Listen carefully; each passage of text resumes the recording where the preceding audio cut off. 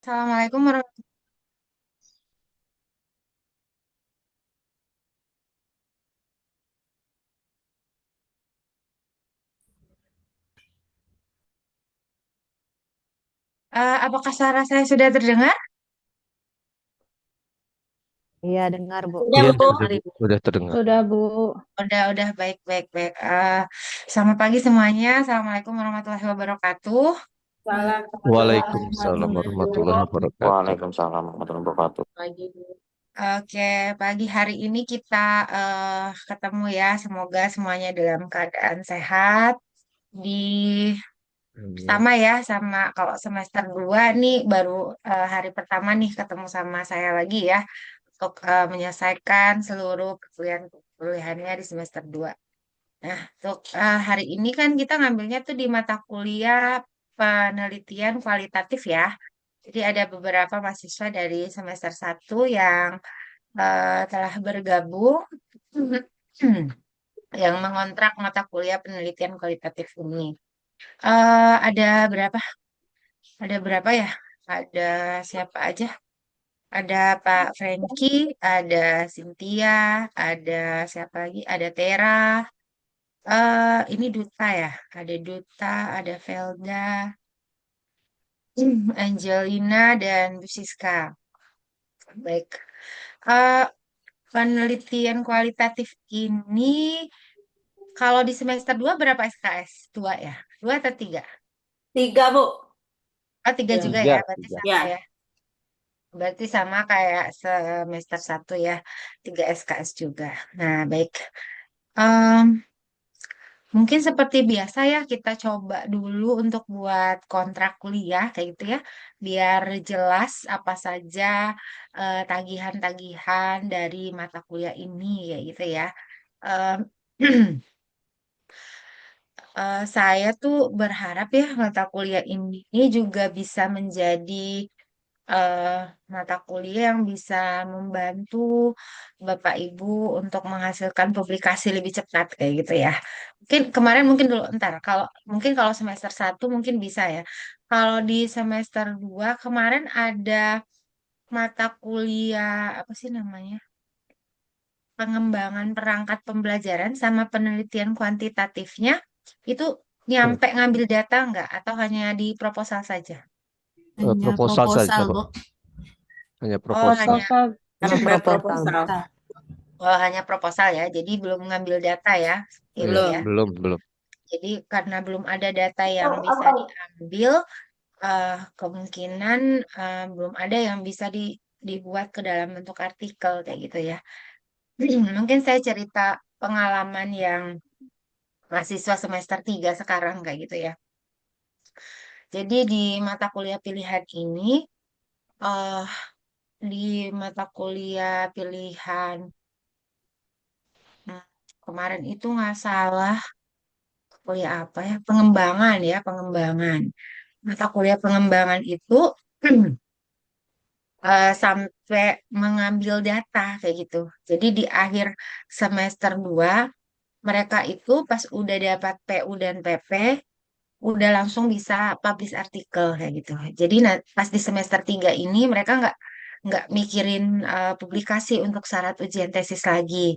Jadi di mata kuliah ini langsung dapat selama liburan. Nanti kan liburan semester 2 itu kan lumayan panjang ya nanti ya. Kalau kalau yang kemarin, kalau ini kan nanti kan cuma 2 mingguan ya liburannya ya, karena kan masuknya digenap. Kalau anak semester 3 kemarin kan masuknya diganjil kayak gitu ya. Jadi akhir dari semester 2-nya itu kan lumayan panjang tuh ada sekitar 2 bulanan. Nah, waktu 2 bulanan itu dipakailah untuk submit artikel dari beberapa mata kuliah yang dihasilkan itu datanya. Jadi sekarang ya ada yang dalam proses under review, ada juga yang memang sudah dapat LOA, macam-macam lah ya.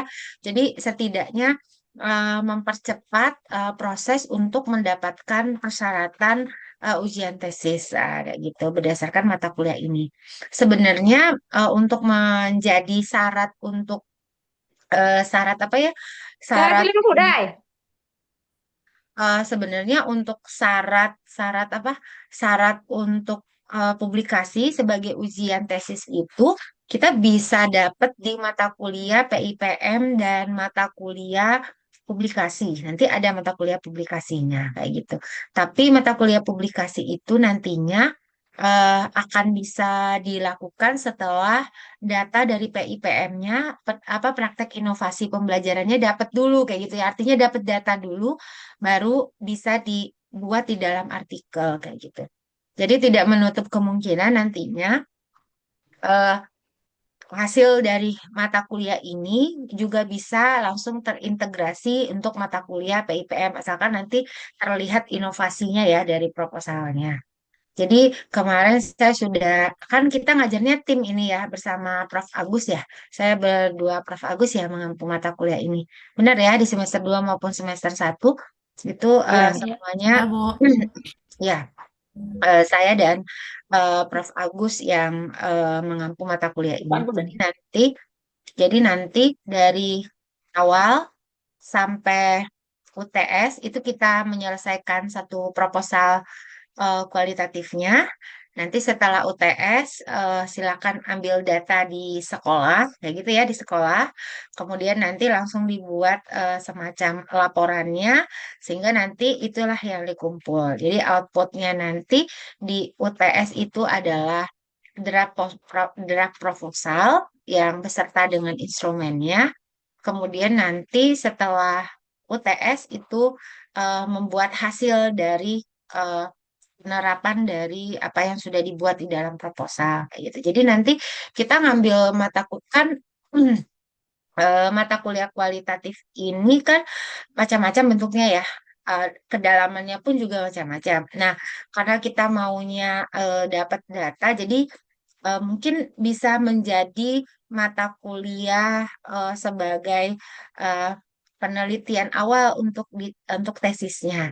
Kalau bisa ada bagian dari variabel dari penelitian yang akan diajukan pada tesis itu dimasukkan ke dalam proposal dari mata kuliah ini kayak gitu. Jadi sebagian, misalkan nanti mungkin saya akan contohkan lah ya, maksud saya itu seperti apa kayak gitu ya.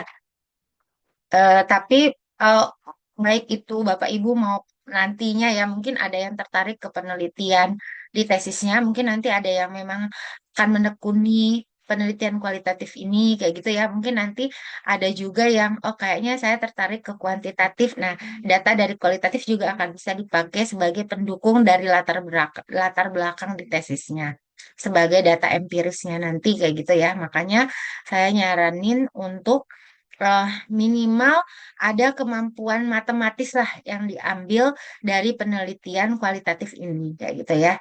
Jadi nanti seperti itu ada variabel yang bisa dipakai nantinya sebagai landasan dalam pembuatan data empiris di latar belakang dari tesisnya. Nah, seperti itu. Nah, itu gambarannya ya untuk mata kuliah ini. eh karena apa namanya? Penelitian kualitatif ini kan kalau kita lihat ya namanya juga penelitian kualitatif ya.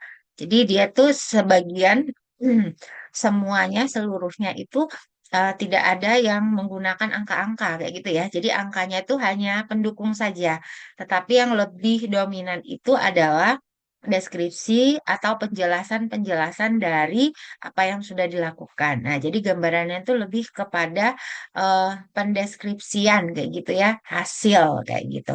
Jadi lebih seperti itu bentuknya. Jadi mungkin nanti kita coba cek nanti apa namanya bentuk penelitian yang sederhana saja yang akan kita lakukan di penelitian kualitatif ini sebagai dasar untuk melakukan penelitian di tesisnya kayak gitu. Kalau penelitian kualitatif ini mungkin kita mulai saja ya. Mungkin saya coba share screen sedikit. Mungkin sebelumnya ada yang ditanyain lagi nggak untuk kontrak kuliah ini? Saya persilakan kalau ada yang ditanyakan.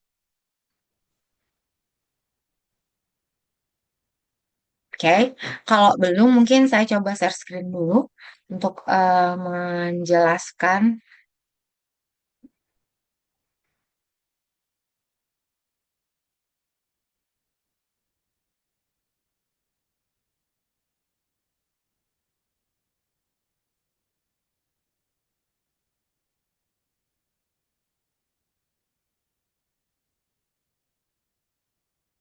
Nah, sambil mencari. Eh, Penelitian kualitatif itu salah satunya pernah membaca em, penelitian-penelitian analisis begitu. Misalnya analisis kemampuan, kayak gitu. Pernah nggak? Ada yang ngebaca nggak artikel-artikel yang berkaitan seperti itu? Adakah?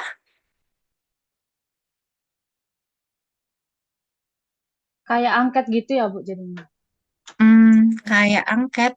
Enggak, dia lebih dominan Skripsi. wawancara. Jadi Nah, dia Bu. lebih dominan Kayak wawancara. analisis permasalahan, misalnya, Iya, permasalahan pembelajaran. iya benar. Kayak analisis permasalahan pembelajaran, kayak gitu ya. Jadi Seperti Polia ya, Bu. apa? Benar. Seperti Polia juga ya, Bu ya. Iya boleh, macam-macam nanti. Jadi nggak harus pemecahan masalah. Boleh kemampuannya berpikir kritis yang dianalisis, penalaran matematis yang dianalisis, atau menganalisis penerapan dari kurikulum misalnya. Kayak gitu ya, itu juga penelitian kualitatif.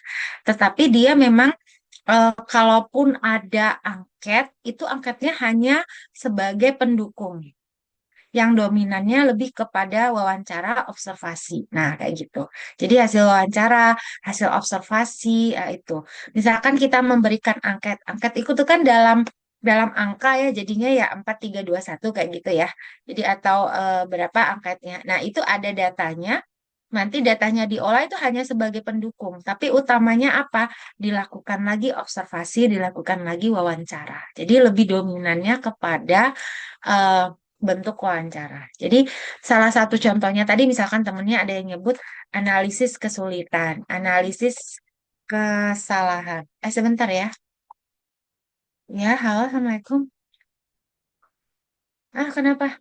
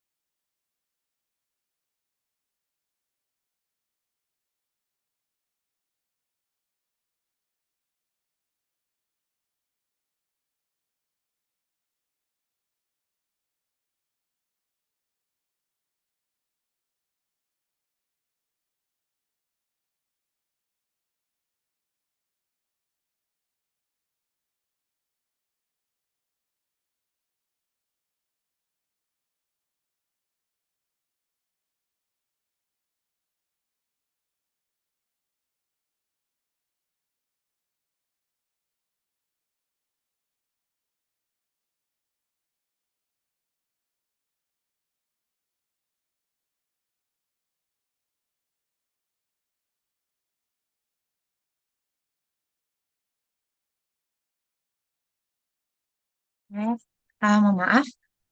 Jadi itu ya gambarannya ya untuk penelitian kualitatif ini. Nah, salah satu tadi contohnya misalnya analisis ya.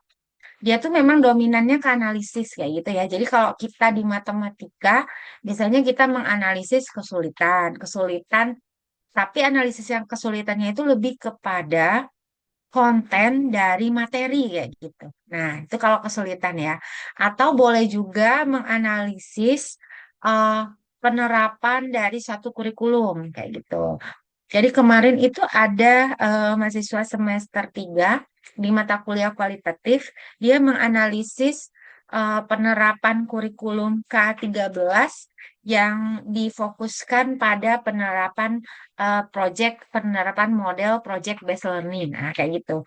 Jadi dia melihat seperti apa sih penerapan model project based learning di sekolah, terus menganalisis latar belakang dari guru itu dia ikut pelatihan-pelatihan apa saja, kontribusinya itu seperti apa. Jadi lebih banyak observasi kayak gitu. Jadi nanti ada lembaran observasi yang harus diamati kayak gitu ya. Misalnya mengobservasi guru kayak gitu dengan latar belakang guru yang mengikuti berbagai macam bentuk pelatihan lah ya yang berkaitan dengan penerapan model project based learning. Kemudian ketika implementasi itu seperti apa? guru dalam melaksanakannya, kemudian bagaimana respon siswa kayak gitu ya. Jadi itu salah satu bentuk penelitian eh, analisis kayak gitu. Penelitian kualitatif dalam bentuk analisis. Kemudian sekarang itu ada juga analisis masuk ke dalam penelitian kualitatif, ada penelitian yang namanya didactical design research. Nah, didactical design research ini sangat apa ya, sangat mengcover ya. Jadi dia bukan sekedar mencari kesulitan, bukan sekedar mencari hambatan dalam belajar, tetapi meneruskan kayak gitu ya. Jadi ketika sudah didapatkan hambatan, setelah didapatkan kesulitan, dia mencari solusi. Apa sih solusinya untuk menyelesaikan hasil dari analisis kesulitan yang sudah dilakukan? Nah, itu namanya penelitian didactical design research kayak gitu. Nah, di sini ada Cynthia. Nah, Cynthia ini S1-nya penelitiannya didactical design research. Nanti mudah-mudahan di S2 eh, apakah akan berpaling? Kayaknya kalau masuk kualitatif mungkin akan lebih mendalami ya di didactical design research. Mungkin nanti variabelnya ditambahin atau apanya ditambahin nanti ya di Cynthia.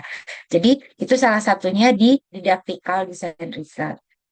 Nah, penelitian kualitatif ini keuntungannya apa? Keuntungan dari penelitian kualitatif ini kita tidak perlu begitu banyak subjek dalam penelitian. Kenapa? Kenapa? Karena kita harus melakukan mendalam. Jadi dia mendalam gitu. Jadi kalau kuantitatif kan semakin banyak subjek yang kita ambil, maka hasilnya akan semakin merepresentasikan apa yang sebenarnya, kayak gitu ya. Jadi kalau penelitian kualitatif, kalau kita ngambil sampelnya itu, bukan sampel ya, dia lebih ke subjek ya kalau kualitatif. Kalau kita ngambil subjeknya itu banyak, takutnya dia tidak mendalam. Jadi eh, hanya di atas hanya kulitnya saja karena kita membutuhkan waktu yang lama kayak gitu ya. Jadi dia tidak perlu eh, banyak kayak gitu. Jadi misalkan 10 orang saja tapi pertanyaannya mendalam, pengamatannya mendalam terhadap 10 orang itu sudah bagus kayak gitu ya. Jadi itu untuk penelitian kualitatif, bedanya dengan kuanti kayak gitu ya. eh, Kalau kita misalkan, karena kan kalau kualitatif itu sebenarnya bukan nggak boleh ya, boleh kalau mau ngambil subjeknya itu banyak boleh, tapi waktunya pasti akan lebih lama karena kita harus mewawancarai satu-satu kan siswanya, gitu. Jadi kan apa namanya akan membutuhkan waktu, biaya yang lumayan besar kayak gitu. Makanya kadang-kadang untuk merepresentasikan hasil penelitian kualitatif ini, misalkan kita bisa merepresentasikannya dengan beberapa sekolah. Tapi siswanya bisa kita ambil siswanya misalkan setiap sekolah hanya 3 atau setiap sekolah 5 orang, 5 orang, 5 orang, jadi 15 misalnya 3 sekolah misalnya kayak gitu ya. Jadi kita cuma sedikit aja subjeknya nggak apa-apa dari penelitian kualitatif. Sebenarnya dalam penelitian kualitatif itu yang menjadi subjek penelitian itu adalah peneliti sendiri. Nah, itu utama. Jadi kalau penelitian kualitatif eh, ada yang disebut dengan penelitian yang menjadi subjek utama. Subjek utamanya itu siapa? Si peneliti. Karena bagaimana kemampuan si peneliti untuk merepresentasikan data yang dia dapat kayak gitu ya. Jadi kalau misalkan si peneliti itu salah dalam merepresentasikan hasil wawancara, berarti makanya peneliti itu menjadi utama dalam penelitian kualitatif kayak gitu ya. Walaupun memang datanya kan kita ngambilnya dari siswa-siswa kayak gitu ya atau dari guru-guru kayak gitu kan data yang kita peroleh, tetapi ketika menyalinnya, ketika merepresentasikannya, menggabungkan beberapa hasil wawancara, maka peneliti itu menjadi subjek utama dalam penelitian. Nah, itu gambarannya ya untuk penelitian kualitatif. Dia akan berbeda dengan penelitian kuanti tadi. Gambarannya seperti itu. Di penelitian kualitatif, kita juga akan melakukan validasi kayak gitu ya. Hanya saja validasinya itu tidak validasi empiris. Validasi empiris itu maksudnya tidak menggunakan angka-angka kayak gitu ya. Jadi kalau validasi di kuantitatif kan kita misalkan pakai indeks ICAN, misalkan kayak gitu ya, berapa hitungannya, kayak gitu ya, berapa dapatnya. Nah, kalau di kualitatif itu validasinya dilakukan dalam bentuk FGD. Boleh fokus group discussion. Jadi hanya berdiskusi kayak gitu. Jadi dia benar-benar tidak ada hubungannya dengan angka. Jadi benar-benar, oh sarannya apa saran Bapak? Misalnya soalnya ya, ini kayaknya soalnya tuh kurang begini, begini, begini. Ah, jadi itu saja deskripsinya. Jadi dari ekspor mintanya begini angkanya. Atau konteks dari materinya tuh kurang begini, kayak gitu ya, kurang bagus. Atau dengan menambahkan apa. Jadi dia tidak ada yang namanya, oh ya udah ini dinyatakan valid, kayak gitu. Enggak. Paling dia nanti ya tidak, ya tidak. Ketika jawabannya tidak, itu eh, apa sarannya supaya pernyataan-pernyataan di lembar validasi itu menjadi tidak menjadi iya kayak gitu ya. Jadi dia hanya saran, saran, saran, saran. Nah, kayak gitu. Jadi benar-benar hanya berkaitan dengan kata-kata saja, tidak ada angka. Walaupun nanti misalkan ya melakukan tes ya, kan ada hasil belajarnya tuh. Tetap dikoreksi ya, misalkan siswanya dapat 85 atau berapa, itu hanya pendukung saja. Yang didalaminya itu adalah siswa salah di mana? Mengapa siswa salah? Dia tuh nggak bisa konsep yang mana? Konsep dasar apa dia yang kurang? Jadi lebih seperti itu. Jadi kita benar-benar mendeskripsikan apa penyebab siswa itu salah. Siswa itu salahnya di mana? Mengapa dia salah? Kok bisa jawab seperti ini? Apa yang kamu pikirkan? Kamu nggak paham di mana? Jadi lebih kepada wawancara atau kita lihat proses pelaksanaan pembelajarannya dengan mengamati aktivitas siswa. Nah, itulah gambaran penelitian kualitatif kayak gitu ya, gambaran dari penelitian kualitatif itu. Eh, Kayaknya saya punya ada contoh.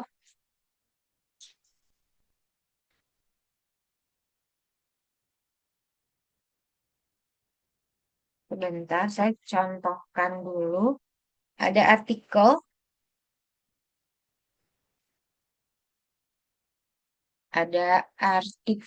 salah satu artikel penelitian kualitatif.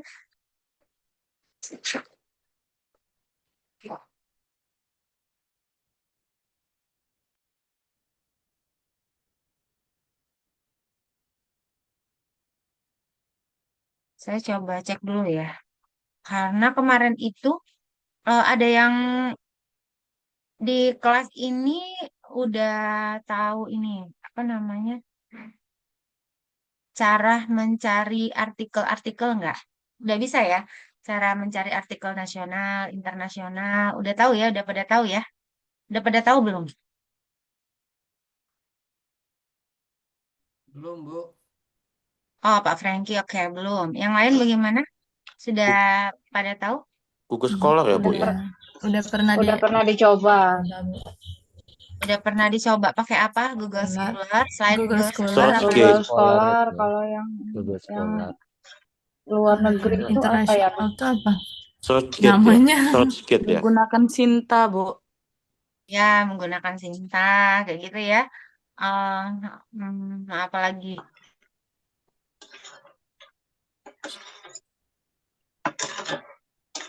Kalau di semester 2 saya pernah nunjukin link-link nggak untuk mencari artikel-artikel internasional? Udah ya, nggak salah ya? Udah Pernah. belum? Pernah, Bu. Udah. Ah iya, pernah. Mungkin salah satunya Udah. seperti itu. Tapi ada beberapa sekarang yang masih maintenance ya. Kalau mungkin di semester 1, em, selain Google Scholar, mungkin nanti saya ulangi sedikit ya, karena ada mahasiswa yang baru gabung kayak gitu ya. Yang semester 2 mungkin udah terbiasa ya, udah tahu kayak gitu ya, beberapa link-link untuk mencari artikel-artikel. Em, saya contohkan satu, sebenarnya banyak sekali ya penelitian-penelitian yang berkaitan dengan penelitian kualitatif ini. Kalau kita mendalami penelitian kualitatif ini sebenarnya enak kayak gitu ya. Eh, Apa namanya? Karena hanya kita yang sejauh mana, sedalam mana yang kita inginkan kayak gitu ya. Jadi itu bisa dideskripsikan lebih lebih jauh kayak gitu. Nah, ini salah satunya. Mudah-mudahan apa kemarin itu Sinta itu kayaknya masih dalam under maintenance semua saya lihat kemarin ya. Kemarin susah sekali mengakses. Nggak tahu kalau hari ini ya. Kita coba dulu kalau kalau bisa.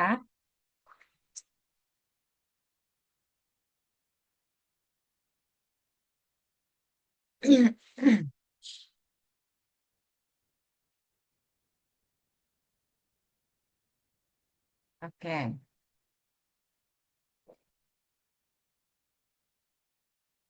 Mungkin saya coba share satu eh, artikel.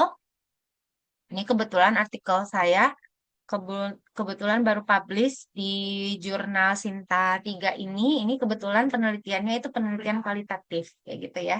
Jadi saya contohkan, ini banyak sih sebenarnya yang lain juga ada, tapi ini mungkin supaya karena saya mungkin lebih lebih memahami untuk yang ini yang saya contohkan yang pertama ya. Jadi ini adalah eh, saya hanya menganalisis satu soal saja. Satu soal saja. Soalnya apa ini ya? Analysis of first year's math teacher student thinking on the birthday cake problem. Jadi saya hanya menganalisis satu soal dan soal itu saya namakan permasalahan kue ulang tahun, kayak gitu ya. Jadi saya hanya membuat permasalahannya satu saja, permasalahan kue ulang tahun. Di mana? Di eh, mahasiswa calon guru tahun pertama. Jadi saya menganalisis eh, proses berpikir matematika mahasiswa tahun pertama dengan permasalahan kue ulang tahun. Nah, sebenarnya kue ulang tahun itu saya buat sendiri saja kayak gitu. Maksudnya supaya agak agak beda saja judulnya kayak gitu ya. Jadi misalnya nanti kalau Bapak Ibu misalkan masalahnya itu berkaitan dengan apa misalnya ya, berkaitan dengan konteks pesisir, ya bisa saja dinamain sendiri aja kayak gitu. Nah, saya nama-namain sendiri aja. Jadi ini ini artikelnya. Terlihat apa? Mohon maaf. Masih terlihat seperti yang pertama tadi atau sudah berubah? Udah berubah, Bu, Udah Oh berubah, ya Bu. udah berubah. Udah berubah Udah. ke ininya ya, ke artikelnya ya. ke artikelnya. Iya benar, udah berubah ke Halaman artikel. 12 cuman. Ya, ya, oke kita lihat ya.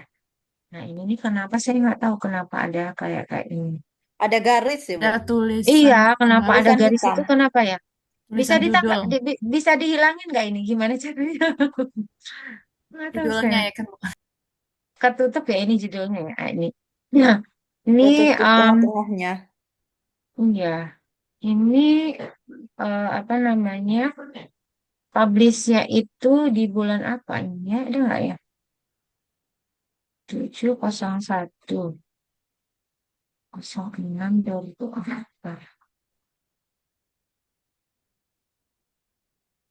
September. Juni ya, Juni 2025 baru beberapa ini. Nah, ini. Jadi eh, kalau buat latar belakang ya seperti biasa ya. Nah, berlatar belakangnya itu ya tentang apa namanya? eh, Nanti kita coba ya. Saya mungkin ngeliatin masalahnya dulu kayak gitu ya. Jadi karena yang saya angkat itu hanya satu soal saja begitu ya. Jadi hanya satu soal ini metodenya. Jadi saya menggunakan kualitatif research ya. Jadi menggunakan kualitatif penelitian kualitatif. Nah, penelitian kualitatif yang saya pakai ini yang paling sederhana sekali tahapannya ya. Jadi dia hanya menggunakan 3 tahapan, reduksi data, kemudian yang keduanya itu dengan eh, presentasi data, berarti mempresentasikan data, kemudian udah mengambil kesimpulan. Hanya 3 tahap itu saja yang saya pakai dari penelitian kualitatif ini. Karena saya hanya menganalisis satu soal. Nah ini soalnya seperti ini. Atau saya coba dulu download dulu ya mungkin ya. Kalau sudah di-download nanti mungkin nggak ada garisnya kayaknya ya. Itu kayaknya karena masih di web mungkin ya. Ntar, saya selesaikan dulu coba. Kayaknya bisa nih. Bentar. Oh, ya, sudah download sebentar ya.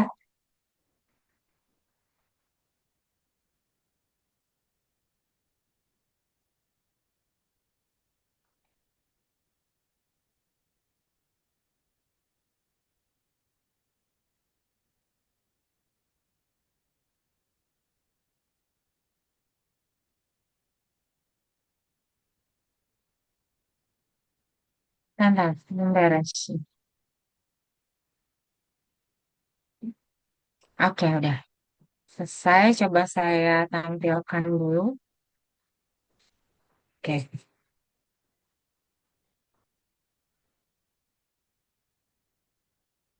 nah ini.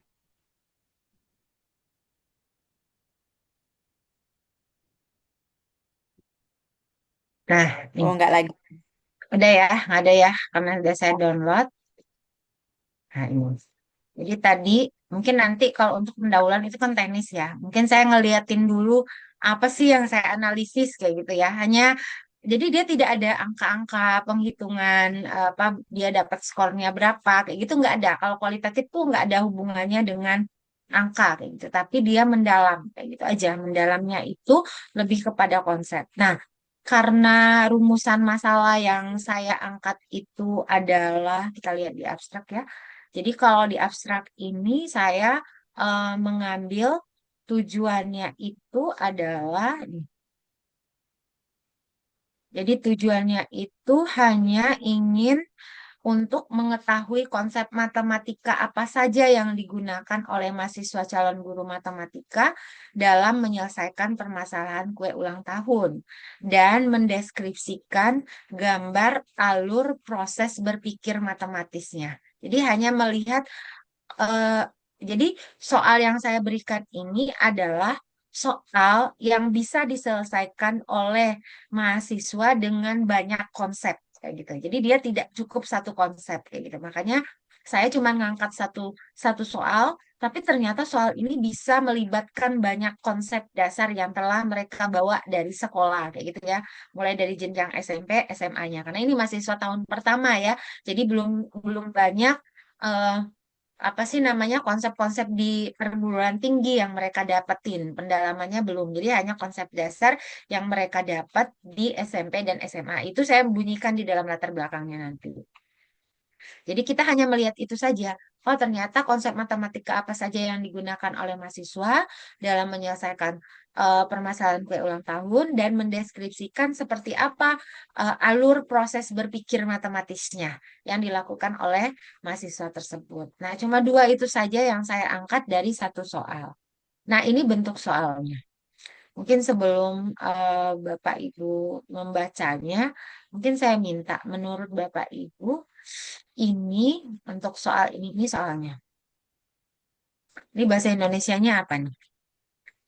My nice berarti ini seperti anaknya ya, Andrea. Nice itu apa? Keponakan ya, keponakan Andrea.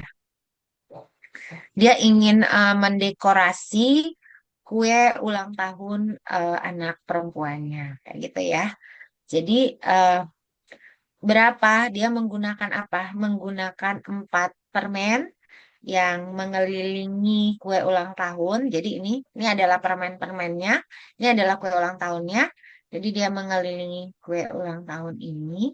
Kemudian nanti setiap em, apa namanya kue ulang tahun ini akan dihiasi kayak gitu ya. Akan dihiasi oleh apa namanya em, apa ya ini ya. eh, Dihiasi oleh em, nih gula berwarna kayak gitu ya. Jadi dia dihiasi oleh gula berwarna sehingga terlihat lebih lebih apa namanya lebih bagus lah, lebih cantik kayak gitu ya. Nah, sekarang ketika umurnya 3 tahun kayak gitu ya. Jadi ketika umurnya ini umurnya 4 tahun, maka akan ada empat empat ini 4 permen ya, akan ada 4 permen. Tetapi garis yang terbentuk itu ada berapa? Ada 6 garis ya. Ini satu, bentar, saya lupa nih. Ambil, ambil pennya, pena nih.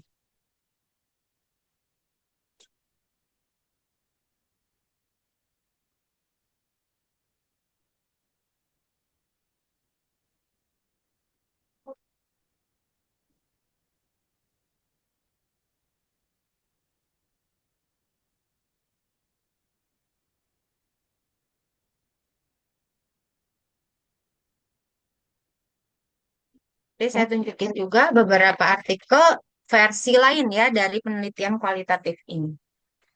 Oke, kita coba. Hmm. Jadi nanti eh ada, jadi kalau permennya itu ternyata 4 permen, itu ketika umurnya 4 tahun, permennya ada 4. Kayak gitu ya. Garis yang terbentuk ada 1, 2, yang menghubungkan antar permen ya, 3, 4, 5, 6. Jadi ada kemungkinan 6, 6 garis ya, yang ini yang disebut dengan bulat berwarna tadi. Sekarang pertanyaannya, katanya bagaimana nih? Katanya dia ingin menyebutkan nanti eh, ada berapa garis yang terbentuk ketika untuk apa namanya lanjut lanjut lanjut usia atau ketika ya di di lanjut usia tuh ada berapa sih garis yang terbentuk? Nah, itu pertanyaannya. Jadi menurut Bapak Ibu kita bisa gunakan apa saja nih konsep yang bisa kita gunakan untuk menyelesaikan masalah ini?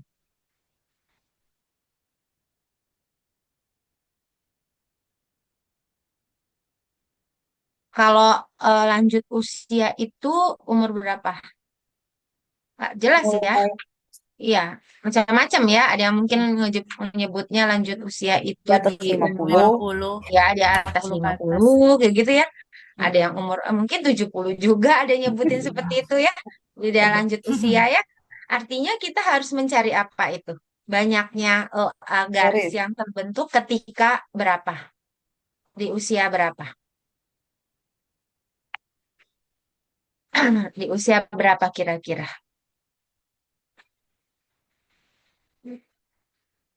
Lanjut usia itu berarti kita harus mencari banyaknya garis yang terbentuk ketika di usia berapa? Di N kan? Di N ya. Ya kan? Sama, ya. Ya. Iya di N kan? Di Mm-mm. N usia kayak gitu. Nanti N-nya terserah mau berapa kayak gitu kan. Mm-mm. Apakah mau 50, mau 70, mau 80, N-nya nanti terserah. Tapi kita harus dapat berapa banyak garis yang terbentuk di saat N usia kayak gitu kan ya poinnya kan. Poinnya di N usia kayak gitu. Nah, menurut Bapak Ibu pakai apa saja untuk menyelesaikan ini?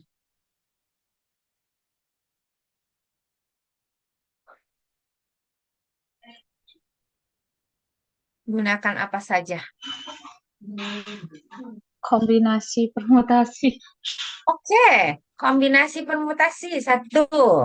Ada lagi yang lain? Kombinasi atau permutasi? Harus dipilih dong. Kombinasi, Bu. Iya, ya benar. Kombinasi satu. Ada lagi?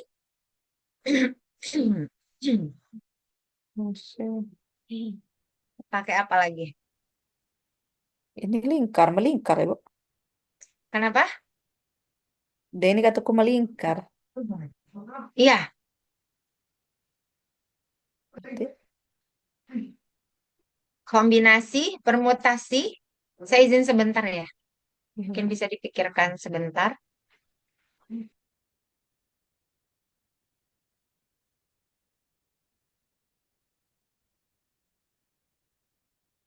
Iya, iya, apa-apa. semester 1 on kamera dong. Oh, iya, Biar nggak kenal. nampak orangnya. Nah, kan di Nggak hibrid nampak nanti kan lagi. ketemu.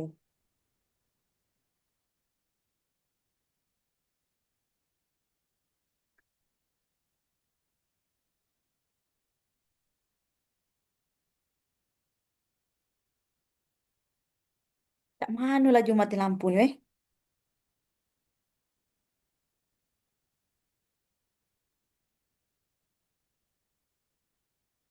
Sampai jam 9 ya.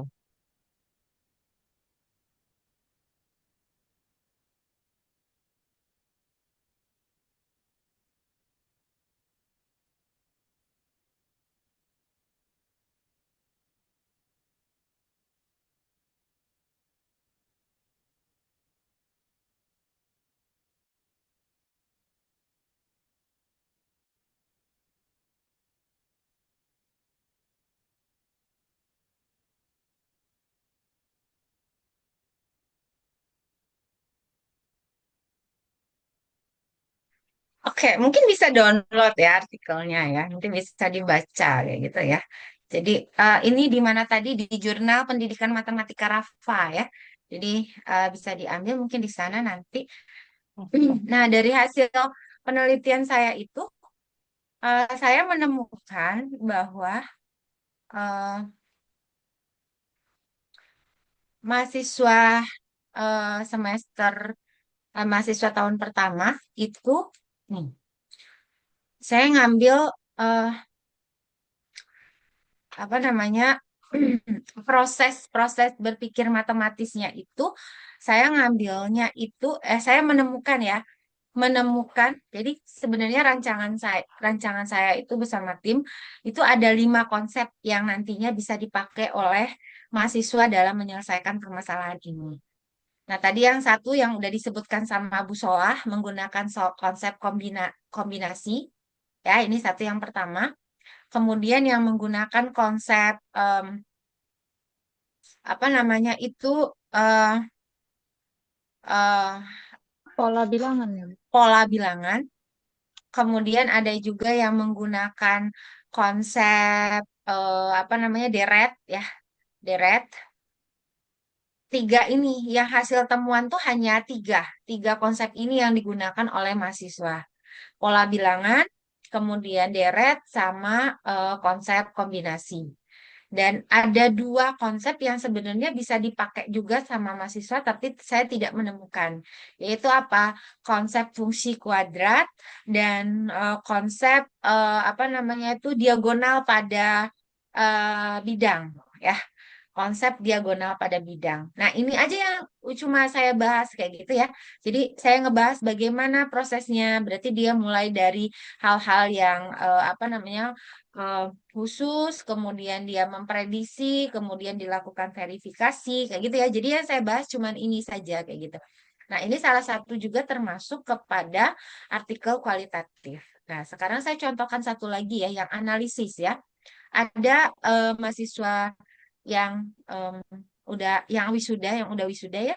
Jadi mahasiswa ini mengambil tesis dengan didactical design research, maka pada penelitian kualitatifnya dia menganalisis kesulitannya. Apa sih kesulitan yang ada dari materi ini? Nah, coba saya share dulu eh, artikel yang udah publish ya dari mahasiswa. Salah satunya ini. Ini penelitiannya penelitian kualitatif juga.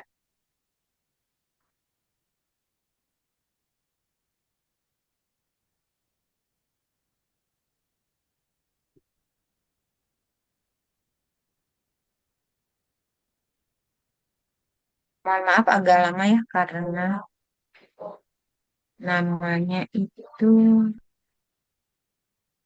ini. Nah, ini.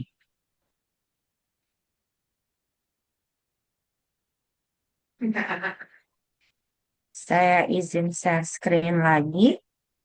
Nah, ini.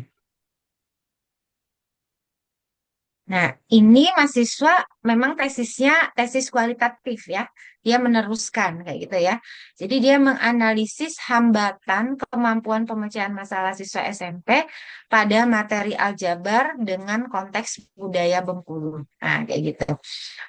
Ini tesisnya itu didactical design research. Jadi ngarahnya kepada DDR. Jadi sebelum melakukan DDR, dia mencoba menganalisis hambatan belajarnya dulu. Nah, ini publishnya di jurnal Indiktika, nggak salah sama Sinta 3 juga ya. Ini jurnalnya juga di jurnal Sinta 3. Ini kebetulan saya sebagai pembimbing utamanya, jadi hasil hasil hasil output dari mata kuliah kualitatifnya ini dijadikan untuk apa sih namanya analisis dasar untuk melakukan tindakan di tesisnya. Dia hanya menganalisis kemampuan pemecahan masalah. Coba kita lihat hasilnya. Jadi dia ini materinya pada materi aljabar. Kalau dilihat dari abstraknya, nah ini. Kalau dilihat dari abstraknya, eh, data dikumpulkan melalui tes ya, dengan soal aljabar dan soal itu disesuaikan dengan kemampuan pemecahan masalah. Jadi ada tahapan-tahapan kuliah seperti yang disampaikan oleh Duta tadi ya, ya Mas Duta ya. Jadi di sini. Nah, hasil penelitiannya menunjukkan bahwa kesulitan dalam menuliskan perencanaan penyelesaian, siswa kesulitan mentransformasi informasi dari soal ke dalam bentuk aljabar. Tapi ini nanti secara khususnya nanti dijelaskan di bagian ini. Kita coba cek di bagian temuannya ya, di metodenya. Ini tetap dibuat indikator atau apa namanya tahapan dari penelitian, kemudian mendeskripsikan indikator-indikatornya supaya mudah mengoreksinya kayak gitu. Nah, ini hasilnya. Hasilnya itu dia mencoba eh ini ini soalnya. Ini soalnya ya. Kue baitat adalah makanan khas Bengkulu yang memiliki sejarah panjang. Kue baitat digunakan dalam acara adat seperti pernikahan. Pada zaman dahulu, kue baitat disajikan sebagai makanan untuk raja-raja. Jadi dia menceritakan dulu ada kontennya ya, konteksnya ya. Kemudian toko A menjual kue ini dengan harga. Sebenarnya larinya kan ke aljabar kayak gitu ya. Jadi hasil analisisnya ketemunya begini. Ini untuk siswa 1, siswa 2, siswa 3. Nah, ini siswanya ini adalah siswa dengan kemampuan tinggi, sedang, dan rendah. Kayaknya di sini ada penjelasannya. Yang di sini ya, S1 subjek 1 adalah dengan kategori tinggi, 2 adalah dengan kategori sedang, dan 3 adalah dengan kategori kemampuan rendah. Jadi nanti tinggal dianalisis aja di bawahnya.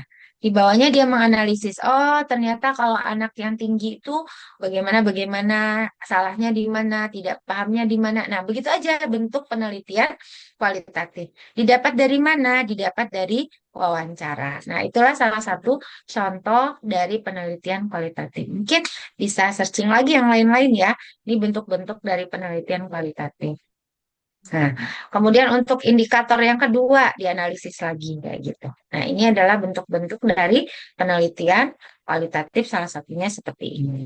Nah, itu gambarannya ya seperti apa penelitian kualitatif. Mungkin ada yang ditanyakan dulu sampai di sini, saya persilakan.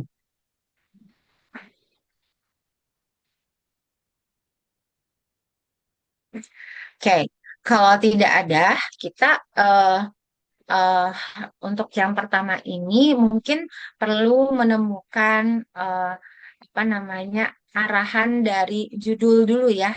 Jadi bisa Bapak Ibu bisa mencari saya sudah punya apa kemampuan matematis yang ingin saya tekuni gitu ya dalam yang berkaitan dengan tesis saya nanti gitu. Itu mungkin bisa diangkat kayak gitu. Jadi kita buat aja seperti yang dilakukan oleh Fenty tadi kayak gitu ya. Atau Bapak Ibu boleh menganalisis yang lain juga boleh.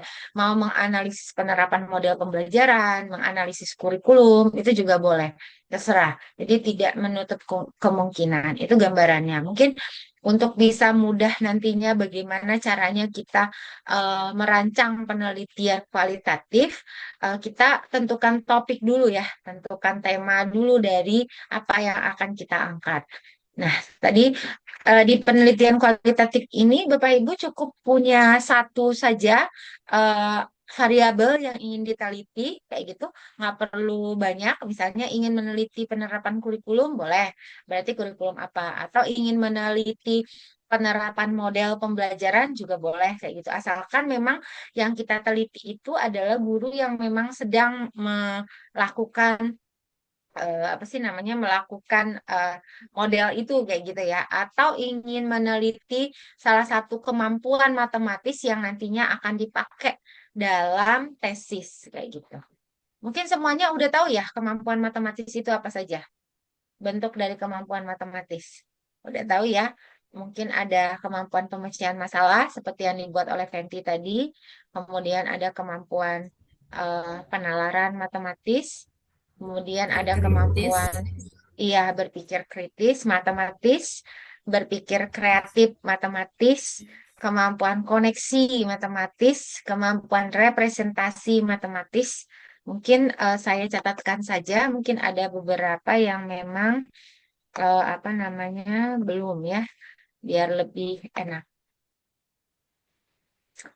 Saya catatkan saja, nanti Bapak Ibu tinggal memilih saja. Jadi Bapak Ibu yang misalkan tugasnya di SD, Bu Lina dan Pak Franky, itu analisisnya analisis matematis siswa SD saja. Kemampuan pemecahan masalahnya ya nggak bisa di kelas rendah mungkin ya, harus di kelas tinggi ya, karena kan kalau kelas rendah kan belajarnya masih ini kan, kabataku begitu ya, belum bisa kita menganalisis secara baik kayak gitu ya. Jadi nanti di kemampuan matematisnya silahkan dipilih. Ada kemampuan matematis yang bisa dipilih. Mungkin yang pertama itu kemampuan pemecahan masalah ya. Kemampuan pemecahan masalah, kemampuan pemecahan masalah matematis. Kemudian yang kedua kemampuan Penalaran. penalaran matematis. Nah, sejauh ini penalaran matematis ini masih sedikit sekali yang mengkaji. Saya nggak tahu kenapa. Yang paling banyak itu pasti yang nomor satu ya. Sama ini, biasanya kemampuan representasi, representasi matematis. Apalagi, Pikir eh, kritis.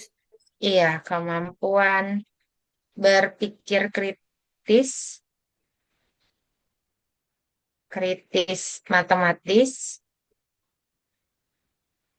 Kemudian kemampuan Kreatif. Iya, kemampuan berpikir kreatif, berpikir kreatif matematis. Kemudian yang keenam, kemampuan apa lagi nih yang belum? Koneksi. Koneksi. Iya, koneksi matematis. Masih ada kemampuan Representasi sudah koneksi. komunikasi. Oh, komunikasi. Komunikasi matematis. Masih ada pemecahan masalah, penalaran, representasi, koneksi, komunikasi, berpikir kritis, berpikir kreatif. Masih ada kah?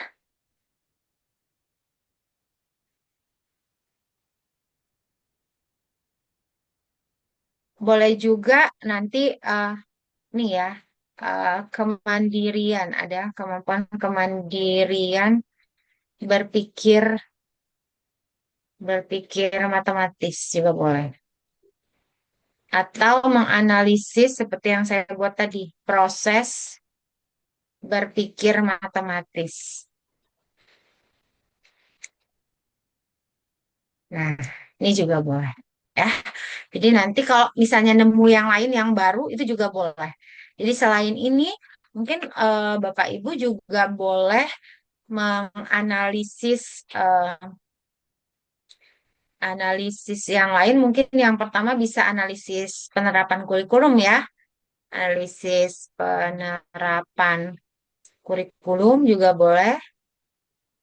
Atau eh, analisis penerapan model pembelajaran juga boleh, kayak gitu ya. pembelajaran, tapi semuanya harus dalam pembelajaran matematika, kayak gitu ya maksudnya ya. Jadi analisis penerapan kurikulum dalam pembelajaran matematika, kayak gitu. Analisis kurikulumnya disebutin, kurikulum apa maunya, kayak gitu ya. Kemudian misalnya kayak yang terbaru-baru ini mungkin analisis penerapan kurikulum apa dengan pendekatan deep learning pada pembelajaran matematika, misalkan kayak itu juga boleh. Maka kan ini masih baru ya. Kan Bapak Ibu guru mungkin ada yang sudah wajib menerapkan. Itu boleh kita analisis yang baru-baru seperti ini. Jadi kita menemukan beberapa bagian atau menganalisis model pembelajaran. Model pembelajaran ini banyak. Boleh problem based. Yang sekarang kan ke arahnya begini ya, problem based learning, apalagi biasanya project kayak gitu ya, project based learning, project based learning. Kemudian ada lagi analisisnya itu lebih kepada analisis macam-macam. Pendekatan juga boleh ya, bukan model saja, boleh pendekatan pembelajaran juga boleh. Pendekatan pembelajaran juga boleh. Misalnya analisis PMR, mungkin ini mau menganalisis yang tadi yang saya sebut deep learning, kayak gitu ya, jadi boleh. Jadi poinnya apa? Poinnya adalah kualitatifnya. Nah, seperti itu. Kualitatif ini ditandai dengan pengumpulan datanya observasi dan wawancara. Walaupun nanti menggunakan angket, misalnya ada pakai angket, itu harus dikonfirmasi. Konfirmasinya tetap menggunakan observasi dan wawancara. Kalau pakai tes hasil belajar, tetap konfirmasinya menggunakan observasi dan wawancara. Nah, itu poin dari penelitian kualitatif, kayak gitu ya untuk langkah awalnya. Saya sarankan Bapak Ibu, kan ini khusus untuk mahasiswa semester 2 ya. Kalau mahasiswa semester 3, semester 2 kan sama satu juga nih yang ngambil apa namanya percepatan kan nanti di akhir semester 2 ini Bapak Ibu sudah mengumpulkan judul tesis kayak gitu ya. Jadi saya arahkan eh, jangan berubah-ubah kayak gitu. Misalnya apa namanya beberapa tugas mata kuliah saya selama ini banyak kepada kemampuan pemecahan masalah. Kalau bisa fokus saja kepada kemampuan pemecahan masalah gitu ya. Jadi jangan ya udah saya mau coba yang ini karena Bapak Ibu sudah banyak menekuni tentang kemampuan pemecahan masalah. Jadi artikel-artikelnya sudah banyak. Sayang sekali ya kalau nanti harus memulai lagi dari awal misalnya berpikir kreatif. Jadi di semester 2 ini sudah benar-benar udah ngarahin arahnya mau ke bagian yang mana kayak gitu. Begitu juga di model pembelajaran kayak gitu ya. Jadi sudah diarahin arahnya kemana. Untuk semester 1 juga sama. Udah pilih aja yang mana yang cocok. Misal, oh ada satu lagi ini yang belum. Yang ke-10 itu di mana ya buatnya? Sini bisa muat kah? Oke, di sini aja. Yang ke-10 itu pemahaman konsep. Kemampuan pemahaman konsep. Matematik. Konsep matematika. Nah, tuh. Ya, jadi begitu. Jadi bisa cek. Eh mungkin kalau apa namanya Bapak Ibu yang di SD, mungkin ini akan lebih mudah pemahaman konsep matematika karena kan anaknya menyebutkan, mengidentifikasi kayak gitu ya kan itu aktivitas-aktivitas yang menunjukkan seperti apa siswa itu bisa memahami konsep kayak gitu. Nah, mungkin kalau Bapak Ibu yang di SMA bisa ngarahin ke sini, berpikir kritis, SMP juga bisa kritis, kreatif, pemecahan masalah, itu udah bisa. Artinya kalau di SD juga boleh ngambil-ngambil yang ini juga boleh, tapi saya saranin untuk yang berpikir kritis dan kreatif mungkin sebaiknya tidak ya, takutnya nanti tidak muncul kayak gitu loh. Jadi datanya tuh nggak bisa apa ya datanya itu bukan nyebutin anak SD itu nggak bisa, tapi khawatir saja akan sulit untuk anak SD untuk mendalami di kritis dan kreatif. Ini kalau anak SD itu sudah bisa di kemampuan pemecahan masalah, penalaran, representasi, ini juga mungkin dipikir-pikir lagi materinya, materi apa di SD, takutnya nggak bisa. Kalau yang kemandirian mungkin ini tidak saya sarankan sama sekali di SD, akan sulit bagi Bapak Ibu untuk menggalinya kayak gitu ya. Kecuali mungkin di SMA atau SMP mungkin bisa. Proses berpikir matematis di SD juga bisa, tapi tergantung sama soal. Soalnya pasti ngarahinnya ke yang nomor satu ini. Nah, itu gambarannya untuk yang di SD.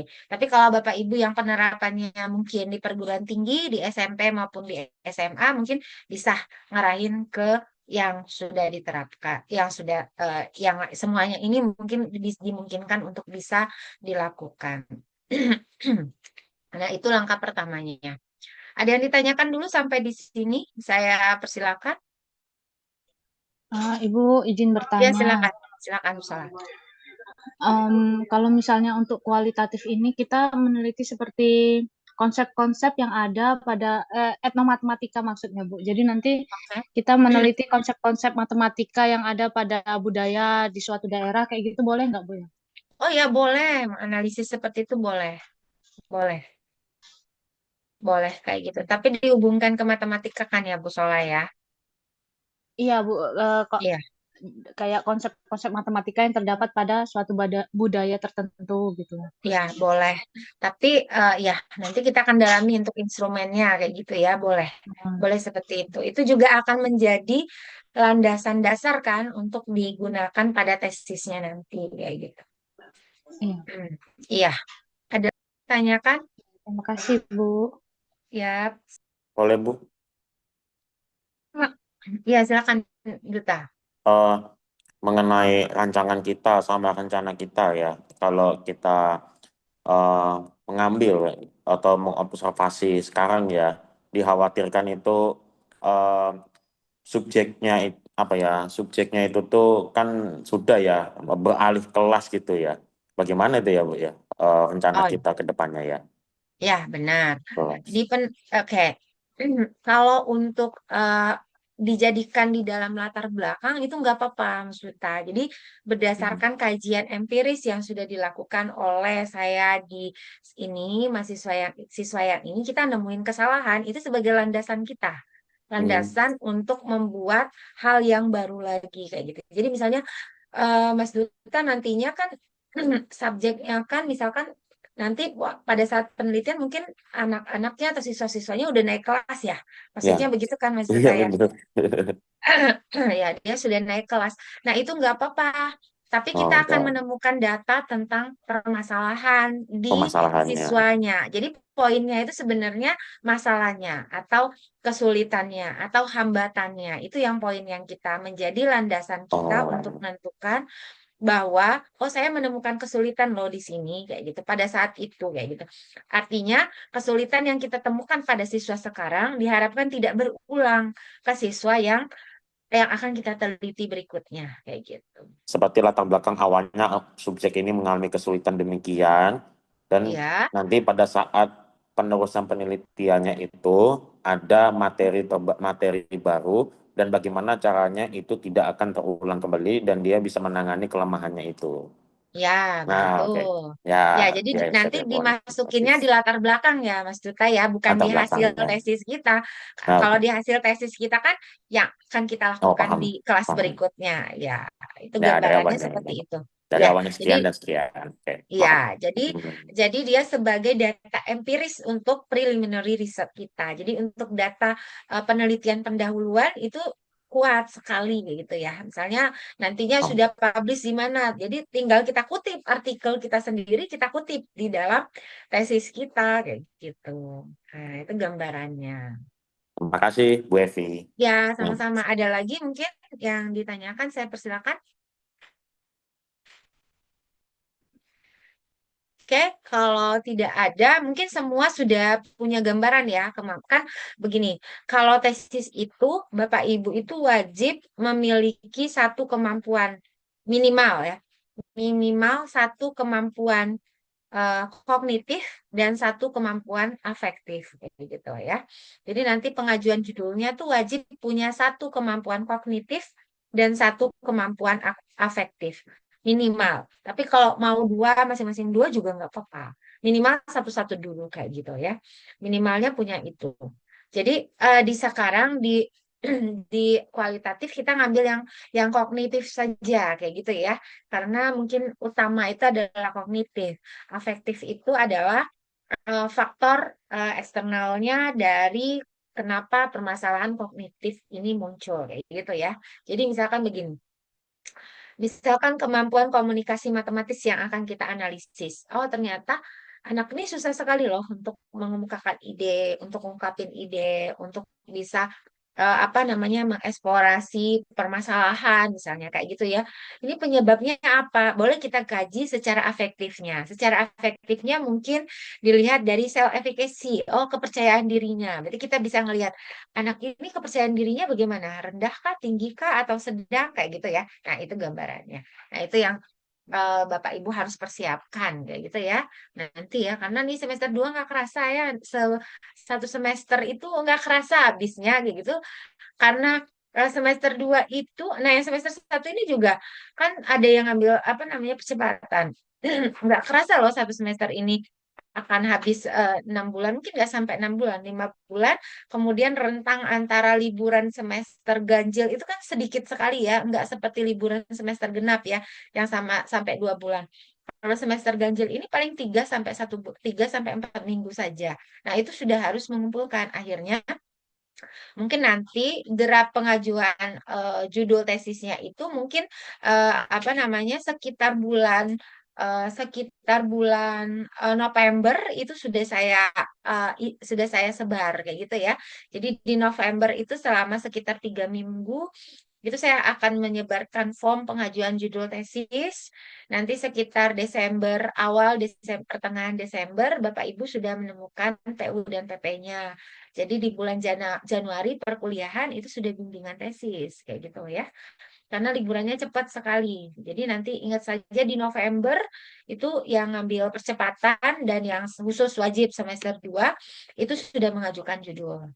Jadi dari sekarang udah nggak usah berubah-ubah lagi kayak gitu ya, karena tinggal beberapa saat ini udah dimatangin aja. Saya mau yang kognitifnya apa, kemudian model pembelajarannya apa, afektifnya dipilih salah satu. Afektif itu bisa motivasi, bisa apa namanya kecemasan matematika, kemudian misalkan ke apa namanya itu kepercayaan diri, boleh juga minat belajar, kayak gitu ya, yang kaitannya dengan sikap. Nah, itu yang harus Bapak Ibu pahami ya.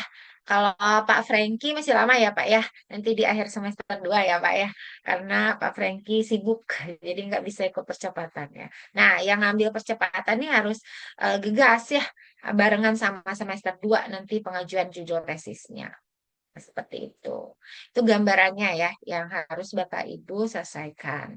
Khususnya terutama yang semester 2 ya. Kalau yang percepatan kan kalau nggak berhasil percepatan ya nambah lagi kan semesternya jadi tidak percepatan kan ya jadi reguler gitu ya. Jadi eh, kerja yang semester 2 itu wajib ya. Wajib nanti di November itu sudah mengajukan judul kayak gitu. Itu gambarannya. Oke. Ada lagi yang ditanyakan? Saya persilakan.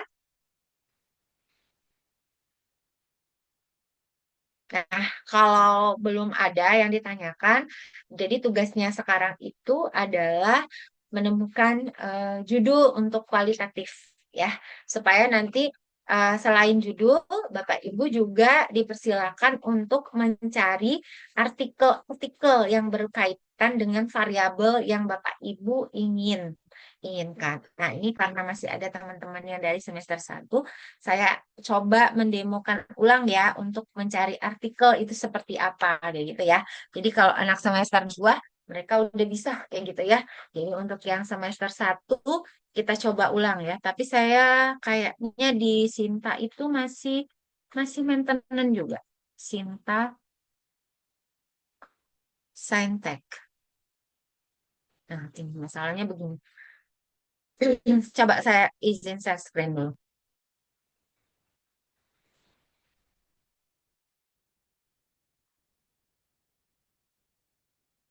Nah, ini di Sinta sampai saat ini nih masih Sinta Kemdikbud ini ya, ini masih di biasanya lewat Sinta ini kalau di Saintek ini, yang ini yang terbaru, ini masih under maintenance, jadi belum bisa diakses. Kalau saya salah satu caranya kita masuk ke Google Scholar aja, masukin ke Google aja, jadi kita ambil jurnal begini. Misalnya maunya berapa jurnal pendidikan matematika Sinta 2 paling begitu aja. Caranya bagaimana Pak? Mungkin Pak Franky mungkin ya. Nah, ini adalah jurnal-jurnal ngambil aja di Google ya Pak ya, nanti di jurnal pendidikan matematika Sinta 2, begitu juga teman-teman yang lain mungkin mahasiswa-mahasiswa yang baru tamat di S1 mungkin masih panas-panas karena skripsinya juga masih pada belum wisuda gitu ya. Jadi masih masih masih hangat lah ya. Udah terbiasa maksud saya. Mungkin yang membutuhkan misalnya begini. Ketika kita udah klik ini, karena Sintanya masih ini ya, Sintanya maintenance, jadi kita harus begini aja caranya. Misalnya Aljabar. Aljabar ini adalah jurnal pendidikan matematika, itu Sintanya Sinta 2. Jadi kita ambil. Kita tinggal klik, nah ini masuk ya, di Aljabar. Karena kemarin juga masih maintenance, ini Aljabar pun masih maintenance. Kayaknya memang, apa sih namanya, memang eh, aplikasi untuk OJS jurnal-jurnal ini lagi dalam perbaikan kayaknya ya. Jadi ngambilnya biasanya di arsip. Nah, benar ya. Ya tuh kebanyakan masih bermasalah untuk jurnal terakreditasi nasional ini. Nah, ini. Jadi ngambilnya tuh satu-satu begini Pak untuk sementara ya. Tapi kita bisa search. Jadi nanti kita bisa search. Search-nya di mana? Ada yang terlihat search-nya di mana? Ini. Jadi kita tinggal search aja. Search-nya mau tentang apa? Misalkan tentang apa? Tentang problem, problem, problem based learning, atau tentang apa? Misalnya problem solving, misalnya begitu ya. Kemampuan problem solving. Nanti tinggal search aja ini. Ini salah ya tulisannya. Ini salah.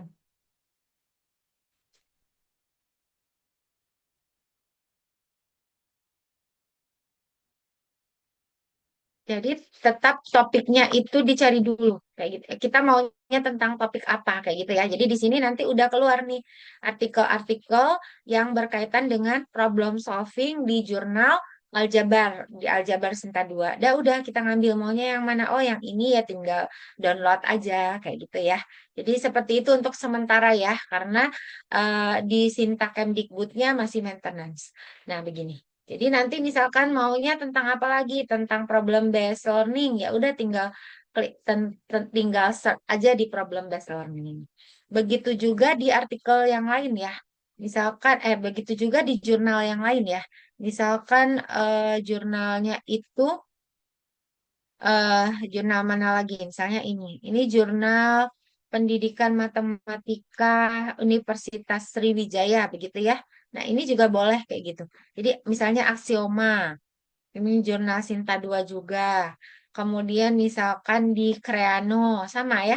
Creano misalkan, nah ini under maintenance juga Creano ya. Jadi kayaknya memang platform OJS itu online jurnal lagi apa maintenance. Jadi hampir semua jurnal. Tapi nanti kalau misalkan sudah masuk aja di sini di sinta.kemdikbud.go.id. Nah, ini nanti kita tinggal search seperti melakukan searching yang di sini tadi. Misalnya ini Edumatika. Edumatika ini kita bisa mudah-mudahan tidak maintenance. Oke. Edumatika ini kita bisa lihat sini. Oh, dia Sinta 2 kayak gitu ya. Jadi di mana ini? Nah, ini tinggal ngambil di arsipnya. Di arsipnya klik, kita kalau mau mencacah satu-satu boleh, buka satu-satu ya, per edisi boleh. Kalau mau ya aja begini. Misalkan maunya tentang project, saya tertarik di project based learning, misalkan begitu. Udah, tinggal masuk di project based learning. Jadi nanti tinggal lihat artikel-artikel ini yang berkaitan dengan project based learning, tinggal buka aja. Misalnya ini ya, ini tahun berapa? Tahun ini baru banget loh tentang computation thinking. Oh iya, ada satu lagi, kalau ada eh, matematika tapi apa namanya itu ya, tapi ngajar TIK lebih banyak kan sekarang ada ya. Matematika kan pendidikan matematika kan ada yang bisa untuk ngajar TIK nggak salah ya di Iya, sekolah-sekolah ya. Ya iya, benar ya Bu Sisya ya. Iya. iya. Bisa KAO. coding, Iya, jadi coding boleh udah ngambil ini selesai. computational thinking. Jadi bisa ngambil ke sini. Ini juga bagus. Nah, ini mathematical resilience ini juga termasuk ke dalam apa namanya itu afektif. Jadi boleh ngambil di sini computational thinking. Kalau yang fokusnya ketik, misalnya ada guru matematika tapi diperuntukkan untuk ngajar ketik. Nah, ini bagus ngambilnya ke computational thinking kayak gitu. Boleh. Nah, ini dia menggunakan project based menggunakan GeoGebra. Udah langsung ambil aja.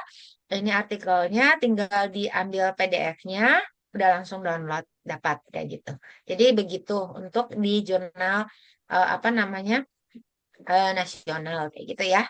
Nah, sama. Misalkan oh saya tidak mau untuk jurnal apa namanya jurnal Sinta 2 maunya Sinta 3 sama Pak. Untuk sementara itu yang bisa saya bantu hanya searching lewat ini saja, lewat Google dulu. Jadi Sinta 3 aja diambil.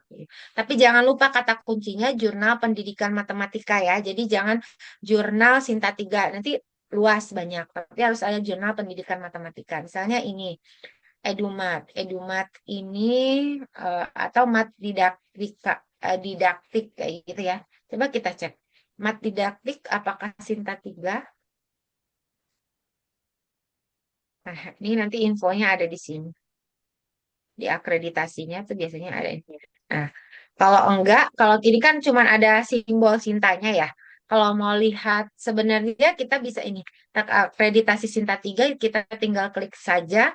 Nanti biasanya ada sertifikatnya. Bisa dilihat kayak gitu ya. Ini kayaknya biasanya dia ada sertifikat ya. Kayak gitulah ya, bisa ngeceknya di sana. Nanti caranya tetap sama. Caranya ngambilnya di arsip. Dari arsip ini nanti ada beberapa atau bisa lewat cari lewat selnya apa. Nah, itu untuk sementara ya. Tapi sebenarnya kita bisa di sini. Tapi karena lagi under maintenance akan kesulitan. Kemudian untuk jurnal internasional, di jurnal internasional itu saya coba apa namanya stop share dulu. Mungkin kalau teman-teman semester 2 itu sudah pernah saya ajarin untuk mencarinya. Untuk anak semester 1 mungkin sudah ada juga yang mendapatkan info, tapi mungkin ada beberapa yang belum. Supaya tidak kesulitan ketika apa ya namanya? Kesulitan ketika berkaitan dengan sumber. Berkaitan dengan sumber. Hmm, dah.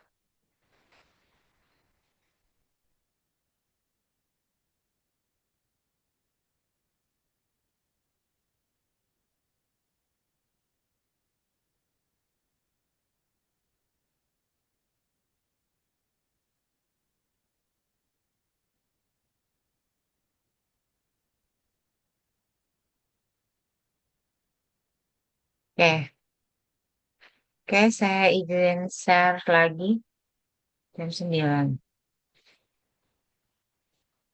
Nah, ini. Ini mungkin sudah ya untuk mahasiswa semester 2 udah pernah. Nah, ini salah satunya di signdirect.com. Jadi kita bisa ambil, ini artikelnya bisa kita ambil, terus kita masukin, kayaknya saya salah share ini, salah milih. Bentar. Mungkin di advance aja, biar mudah. Ini, nanti kita tinggal masuk ke Chrome aja langsung ya. Jadi tinggal masuk ke Chrome, tinggal kopikan yang tadi, link yang tadi, nih, desain direct.